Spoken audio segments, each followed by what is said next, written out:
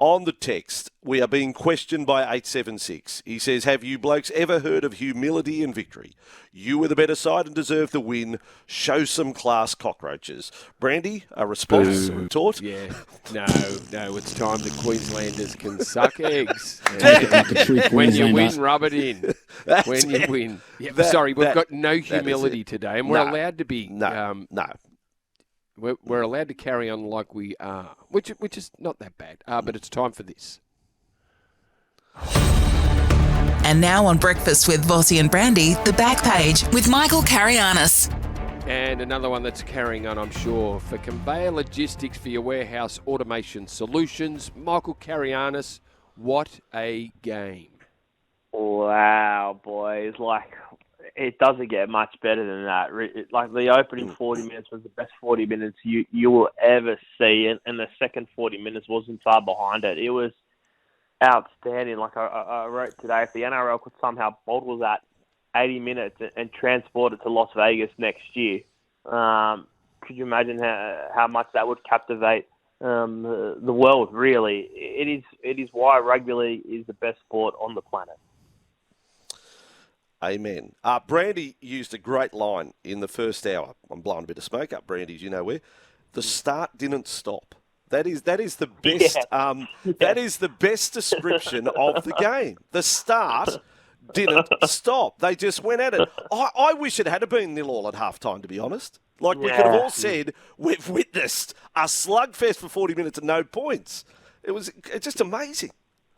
And it puts an end to the myth where you need points to be an exciting game. I've always been, it doesn't matter how many points you score in a game. You can have the most exciting games with no score, like we saw in the opening half, 2-0, and Queensland didn't score a try, and it's still one of the most entertaining games of football you'll ever see. So well done to all 34 players. Well done to the NRL, because it was absolutely so enjoyable to watch. No thought of self-preservation at any time, at any time throughout the game. Now, we've spoken a fair bit about Cameron Murray and what happened over on the sideline. Any sort of update on how they're going to handle this? Well, usually during Origin, and you don't have to go too far back, so slightly, in Game 1, that was done by the time I left the stadium. The match review committee convened and worked out what his charge was going to be.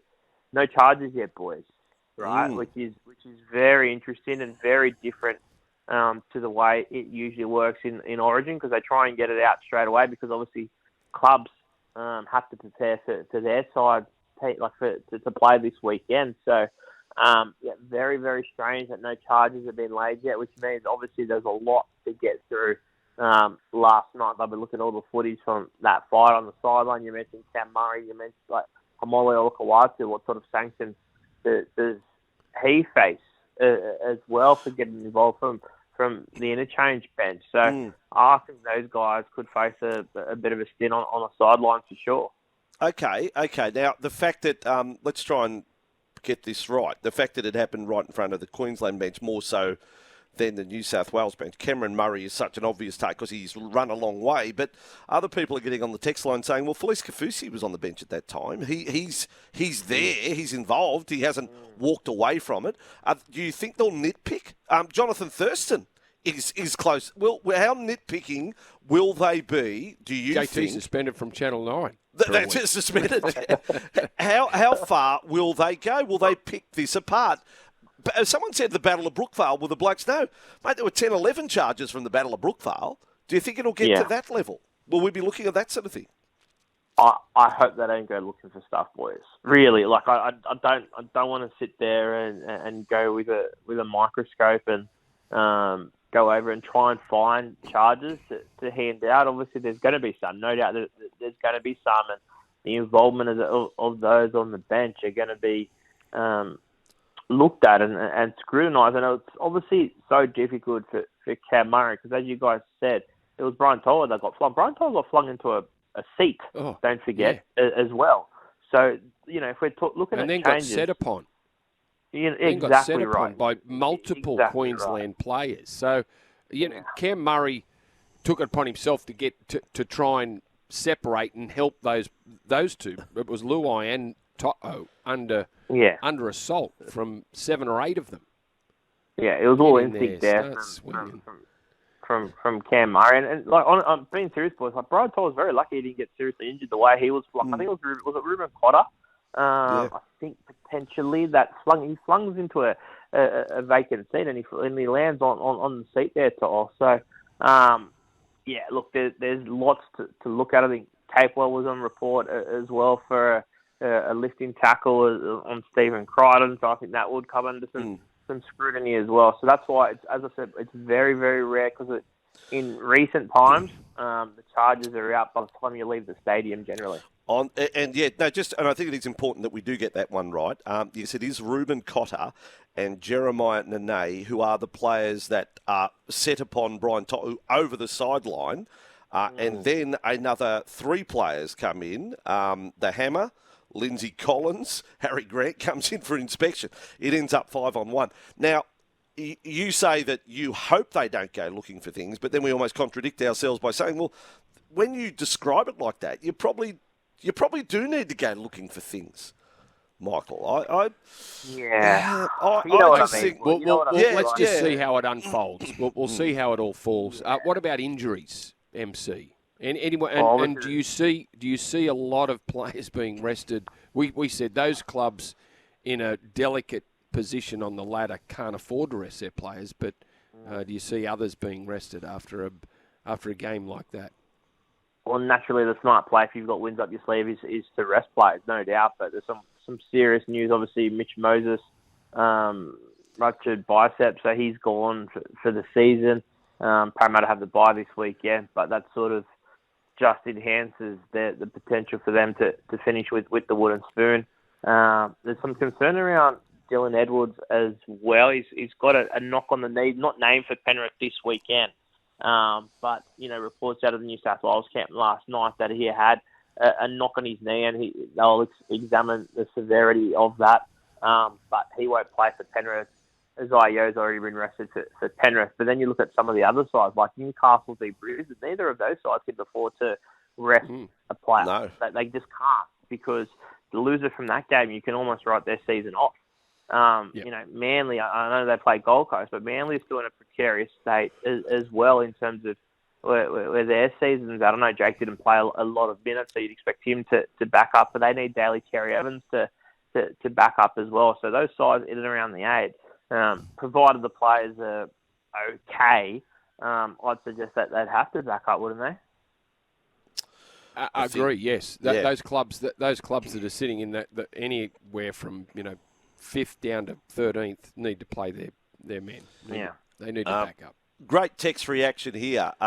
Just on one stat out of the series, Michael, and you can write about it when you focus on things. In the wash-up, New South Wales kept Queensland scoreless triless for 3 halves of the series.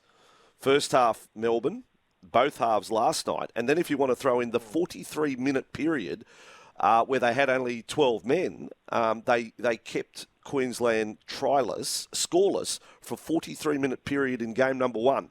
Defence, the defence of New South Wales, all hail what they achieved in this Origin series against outstanding players. Like Queensland had an outstanding side without, Munster's the player that, an attacking linchpin. But then Dearden was one of Queensland's best last night.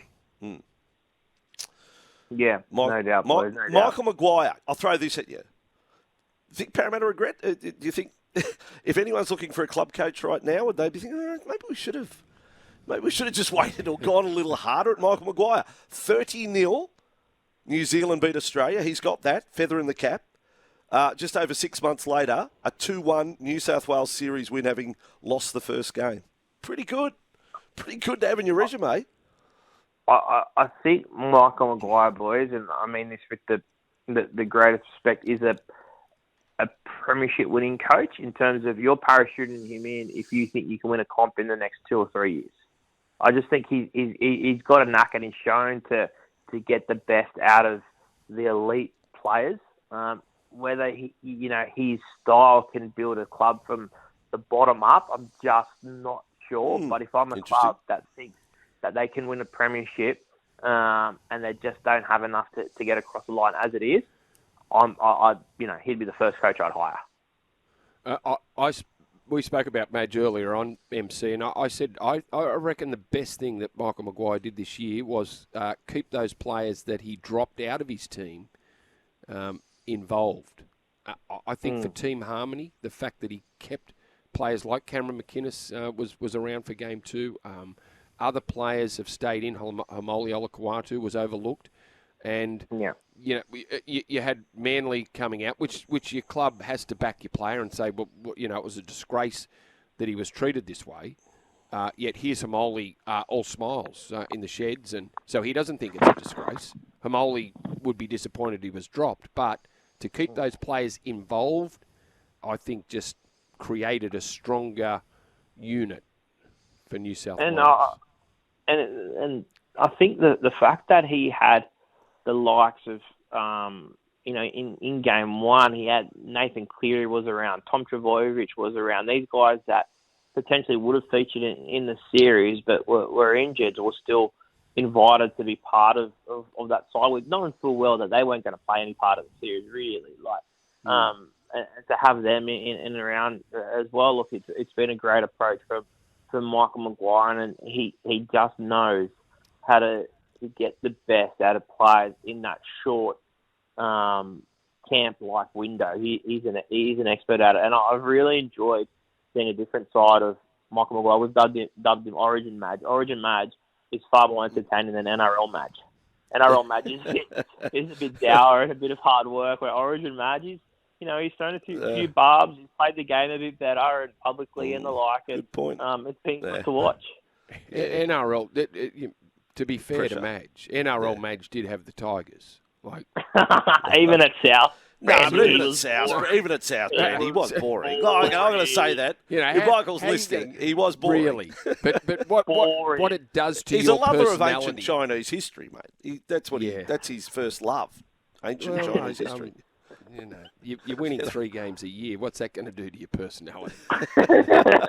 Hey, Michael, Brad I'm just the being Owl. honest. That's fact. Yeah, okay. That is Brad fact. the Owl. Brad the Owl on the text, he says, as if Queensland can talk about humility. The crap that Hull would put on Mitch Pearce throughout all those series wins was next level. Where was their humility? Suck eggs with both of your heads, you dirty banana benders. That's what we're getting. Like a true Queenslander. That's what we're getting here this morning. It is amazing. Is there any other rugby league news? Have we missed something while all of that happened last night, Michael? Oh, just a little one on the Eels, boys. Jason Riles formerly will exit the Storm at the end of this weekend and link up with Parramatta from next week, and that just gives him some clear air to start to build that roster. He won't be doing any coaching, obviously, this year, but he'll just have that space to do some recruitment, retention, and look at rejigging the roster and get his staff organised headed into next season. So, his role with Melbourne wasn't a senior role this year after returning to the club. He's not as hands-on with the NRL side as he would have been in the past, so I don't think it hurts Melbourne in a sense. But, he'll kickstart. He'll get his feet under the desk at Parramatta from next week. Yeah, it doesn't hurt Melbourne. Gives Para a better chance for next year with him focusing all his attention on fixing the Parramatta roster, MC. Anything else? No, I think anything from left field? You got anything interesting? No, I've got nothing. No. Okay. Oh, that's good. Good report, MC. Very good. Good to talk. Enjoy. Talk to you tomorrow. See you, mate. Michael Carayannis for Conveyor Logistics. When automation is key to your business's success, trust Conveyor Logistics for your warehouse automation solutions. On the text, this one from 315. Hi guys, Vossy, you say you want to get it right in regards to melee. So let's correct Brandy. Cam Murray sprinted past multiple New South Wales players to get involved. So there are other New South Wales players who could have gone in to separate the players. Look, they did get there eventually, the New South Wales players. But in the first instance, if you're mounting a defence for blue jerseys, like Cameron Murray in isolation joining, and he'll say, in that moment, all I saw... And the photos do not lie. There is photographic evidence. There are at least 10 maroon jerseys in the frame, and 2 New South Wales players there, and one of them's on the ground. That's what Cameron Murray reacted to. That will be his defence. I can't let him off. But how many charges there are, I think they will go over it with a microscope. I think they will. I think they will. Yeah. Disappointing. And that's the delay. And that's the delay. Sorry, Brandy, you can't defend someone joining in when not on the field. Murray ran a long way to get involved. It's a bad look for the game and any junior football moving forward, says Max772.